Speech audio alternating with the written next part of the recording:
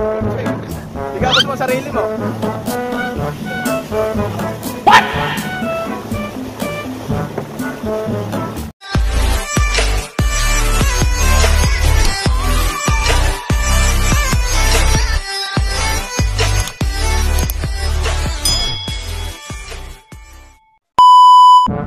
Ito na nga po mga idol, ang tubikot ninyo na aming pagbaklas ng makina ng speedboat.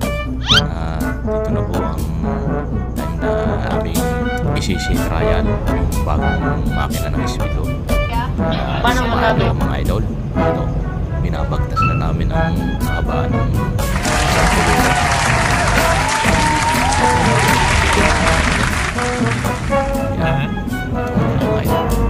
Aking binidyo ang tabi-tabing karsada.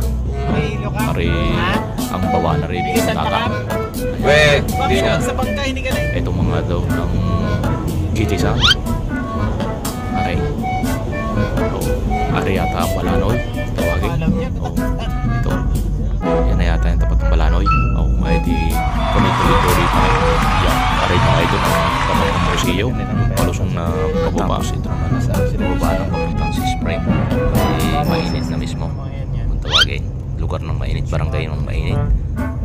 Di tuloy-tuloy pa rin kami nakakita niyo kung mga idol. Talagang makakita pa rin ng tanawin din eh. Yan. Ayaw ng mismong resort ng mainit. Silip lang. Hindi ko medyo nang ayos dahil kami sakay sa sakyan. Gilid-gilid lang ang aking ibinidyo. Dahil ika nga ay nakasakay na sa sasakyan na ba? Ay paano makapag-video ng ayos? Di tuloy-tuloy pa rin kami. Medyo malapit-lapit na kami doon sa pinagdadrida ka ng speedboat. At yan ang aming ibababa at aming isisikayan. Matesting kung ganong kabilis ang bagong makina. Ay talaga naman bagong-bagong brand niya. Ay saan pa kayo? Yan ang mga idol din na. Ito, kami nalusong na din sa aming pinagdrida ka ng speedboat. Yan, ito na mga idol. Paglusong namin din. Ay kaganda naman ng dagat eh. Talaga naman pinis na pinis. Ang problema ay hindi masyadong mataas ang tubig. Ay palaisipan ngayon kung aming ibababa. Ay di ika nga ay napag-usapan kung ano talaga ay tinanong kay Kapitan kung ibababa baga o hindi. Aba ay hindi rin makapag-desisyon at gawa ng baka nga naman bagong-bago ay bagong-bagong sisira ay tagkutok sa batuhan eh. Walang magagawa diyan.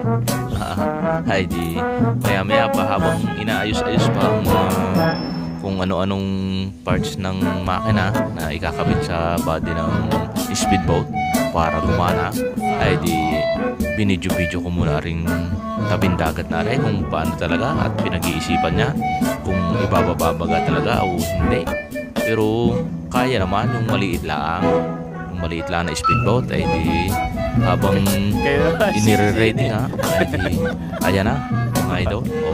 Ay sabi ano kakap decision mo bababa o hindi. Ay talaga naman ay tawa eh hindi. Ayan daw mga idol, tingnan ba? Ay kaganda eh, bagong-bagong Yamaha makina ng speedboat. Ay tunay ka, pinalitan na ang Mercury. Dahil nga naman eh, medyo may kalumaan na. Maandar pa naman, kaya lang eh, hindi na ganun kalakas kumpara sa dati dahil nga napakatanda ng makina. Ay di nga niya, pinalitan ng bago. Ayan, malapit na matapos ang pagkakabit ng mga kasu-kasuan ng makina, yung mga kable. Iyang mga idol, tinutulak na namin papunta sa tubig. Aray, talaga namang napakabigat. Ay aray yung pinakamaliit at hindi nga namin kaya ibaba yung malaki. Ay di i-start muna aring maliit kung paano baga, kung aray maibababa nga. Ay di kami itinutulak talagang hindi mapaalis dun sa lugong eh. Ayan, na itulak na nga. Umalis na sa lugong. Abay, talagang pagtutulak pala ang tunay kagilaw. Ay sa pagkabigat. At lalo na kung yun ang malaki ang aming ibababa. Ay baka hindi mapigilan. Baka ilagos ko sa batuhan. Nakaw. Ay si pehadong hero. Ay man. Hindi ka nga malaki-laking bayarin. Ayan.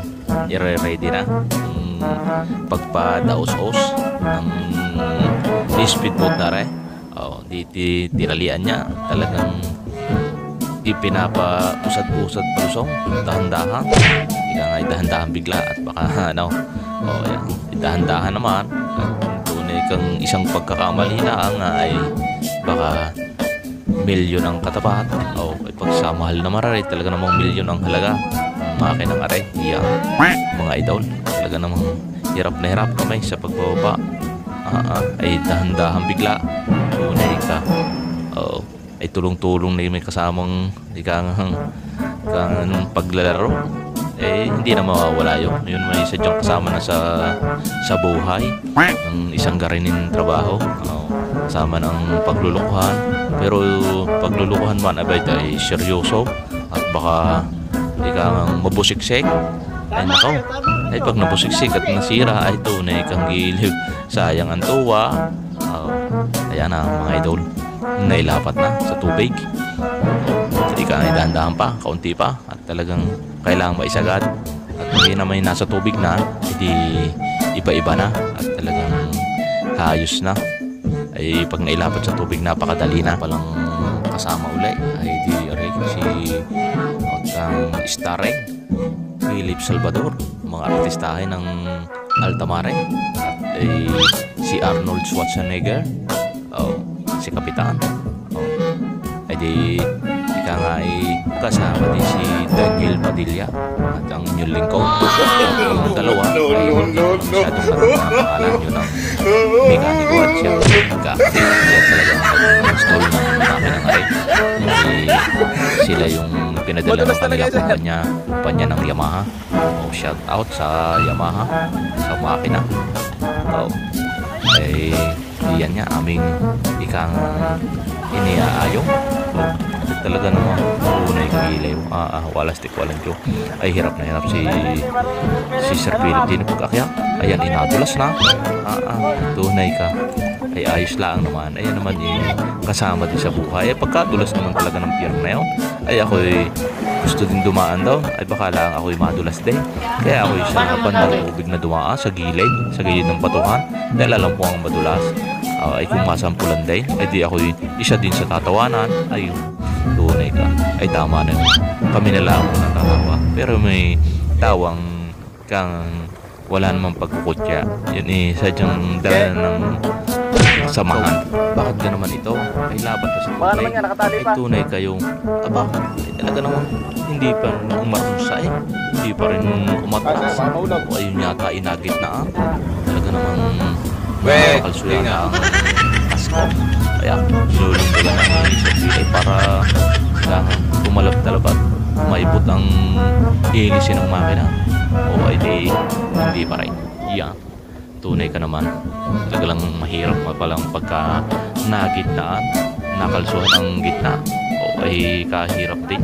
So ayan, medyo okay na, naisalya na nga ng kaunti, umakit na uli si Sir Philip. So ayan ang mga idol, ay atras na namin at talagang ay kapait, talagang baka maiwanan, baka matapaw. Ay pupunta daw sa tapat ng resort namin sa Altamare. Ay di aming tatay-tay rin mga tabing dagat na rin. Ipapakita ko sa inyo ang video. Talaga naman kaya mga ito kaganda ng mga tanawing resort din ay sa tabing dagat din ay sa amay. Mga ito ay kayo din ay magbibidyo. Talaga naman pagkakabilis ng takbo at di matagundong din. Dahil may kaunting alaw, siyempre pag natakbo may nakasalubong na bangka o di kayo may nasa bayang bangka dahil kapwa bangka, ay di siyempre alaw o di may pagdagundong ng kaunti. Kaya nga ay tumatalon-talaw, hirap. Tunay ka ay di hawak-hawak ko nga ang cellphone. Ay sabi ko ay baka mahulaw, sayang ang luwa. Mga idol, aganda ng paligid din at tuloy ka ay talaga nang kung ari makikita nyo sa personal ay tunay kayo matutuwa. Aray nga mga idol lang tapat ng mainit.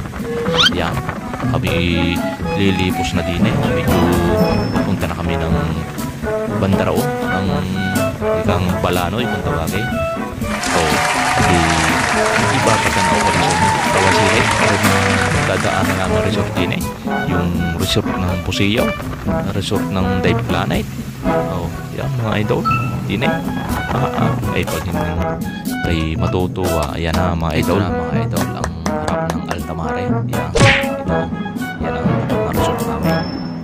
Amin tinatagawagan si Sir Vito para mapicturan ang speedboat para maipasa sa aming cruising. Para makita talaga ang pagsisitayan kung anong kaibahan ng bago at luma. Di amin tinisting din sa harap na rin. Talaga namang magkabilis naman talaga. Yung kumpara sa dati, ay malaking palibasa ang ibago. Di nakakatuwa. Kami pabalik na doon sa aming pinagdatraydakan ng speedboat dahil siyempre naiikot na kasi trial na.